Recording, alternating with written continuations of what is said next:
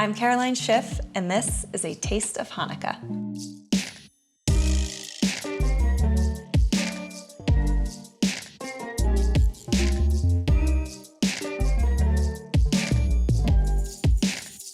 To celebrate Hanukkah, I am making my Sufganiyot, which are fried filled donuts. These are super traditional. Hanukkah is all about fried food and celebrating the miracle of the oil.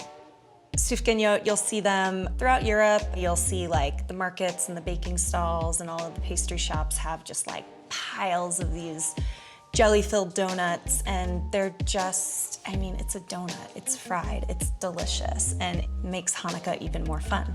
It starts by making a sponge. I want to get like a really nice, tangy flavor to the donuts, so I'm gonna give it like a little jump start on the fermentation. And it is going to look almost batter-like, a little gooey. So I'm gonna set this in a warm place and let it rise for about 25 minutes. It looks so different. This kind of sticky, stretchy business. Beautiful. Start with the paddle attachment, and then later we're gonna switch to the dough hook. Hanukkah, it's all about eating delicious fried food, feeding your brother at dreidel and winning all the chocolate, opening a ton of presents, lighting the menorah. It's a fun holiday. We would have the family Hanukkah party, but then I also have like all these memories of like having a little Hanukkah dinner with friends. Just this really festive, fun time of year. It's gonna look almost like scrambled eggs. Don't freak out. See what I mean? Wet scrambled eggs. You're gonna become donuts. You're gonna be delicious. I'm gonna mix this on the lowest speed. Okay, just enough to bring it together. And now we're gonna add our sponge. Yeast baking and starters and sponges and sourdoughs and all of those things, a lot of these are like old world recipes. There's something about them that I think really connects us to the past. It's just, these are such old traditions, you know?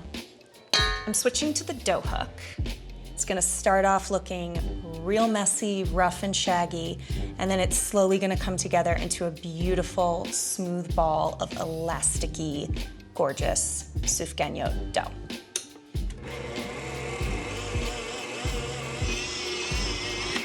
This looks great. So it's starting to come together into a nice ball, and see how stretchy it gets? That's all that gluten developing.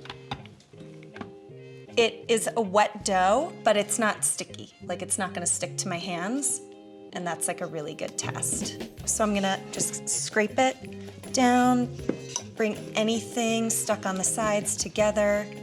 I'm gonna give this a little spritz of cooking spray on the top so it doesn't stick, cover it in plastic, and let it rise at room temperature for 1.5 to 2 hours. The dough has doubled in size. It looks gorgeous, and we are ready to punch it down. You're not punching it, you're not beating up the dough. The dough, be nice to the dough. You're just kind of gently deflating it a bit so it can do that second rise in the fridge. I just kind of gently pull it over itself and just push it down. And I'm gonna transfer it to a lightly oiled bowl, cover it, and it's gonna go back in the fridge to rest for 3 hours or even overnight. She's beautiful, nice and chilled. I'm just gonna generously flour our work surface. Make it so that your dough is not gonna stick. I really like to work with it cold. It's so much easier to roll it out, punch it out, just brush the top with a little bit of flour. I like to roll it out to about a 1/2 inch thick. You just kind of want to go slowly and gently so you get a really even thickness throughout. This is like, some people do yoga. I roll out dough. It's equally relaxing. I think there's something about holiday dishes that take a lot of time and really sort of require you to put love into them. This is such a nice project to do with people you love. It's so fun. And now I'm just gonna punch them out. I have this circle cutter, just dust it in a little flour if you feel like it's gonna stick. And as you punch them out, I like to pop them right onto these squares of parchment paper because that's gonna make getting them into the oil really, really easy. So this recipe will usually yield me like 18. 18 is Chai. Chai is the 18th letter of the Hebrew alphabet. And it means life. Anything 18 or anything in multiples of 18 in Judaism is very lucky. So often for Hanukkah, if you get money as a gift, you'll get it in multiples of 18. So anytime there's number 18, it's a good thing. We're just gonna lightly spray the top so they don't stick. Cover these in plastic, set them in a warm spot, and wait for them to rise. And then we fry. These cutie little Sufganiyot are ready to fry. And I know that because when I touch them, they just kind of have this gentle bounce back. I have this large pot of oil heating at 350 degrees. I know that because I have this handy thermometer. Goes without saying, be really careful. Use the papers to pick up your little Sufganiyot and then very gently lower them into the hot oil. A pot this size with dough this size, I'm gonna say I can do about 5 at a time. They're gonna fry for like 2 to 3 minutes on each side. And the paper is just going to detach itself as they fry, and then I can use tongs to just kind of pull it out. So how do you know when they're ready to flip? Well, I can see that the bottom sides are getting really nice golden brown. Just give them a gentle flip.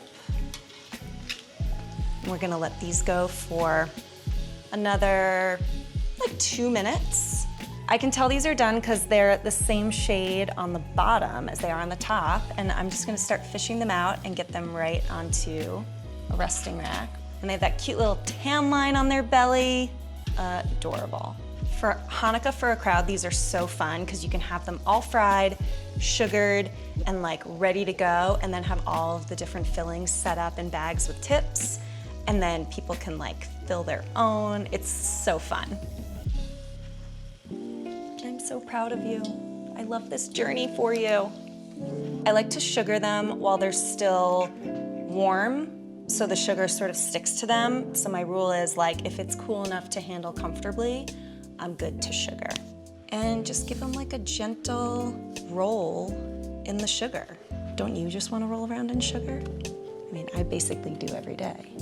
We are ready to fill our Sufganiyot. Today I have some strawberry jam, we have some chocolate hazelnut filling, and some apricot. This is called a Bismarck tip. It's just a long tip that will pierce the dough and get the filling like all the way into the center. You can fill them either from the top or the side. I like the side, I think it looks really cute. And you don't want to overfill them. Just kind of pay attention to the weight and the pressure as you go. You'll feel it and you'll kind of know once it's filled. And I love that little boop of filling that comes out the side. I'm going for chocolate next. These are like water for me. I could eat like 8 and be totally fine.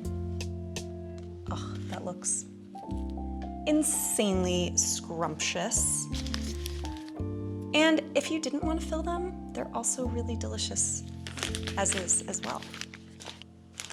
Hello, little babies. Okay, right, I'm going in. Jam filled. Oh my God, I can't wait.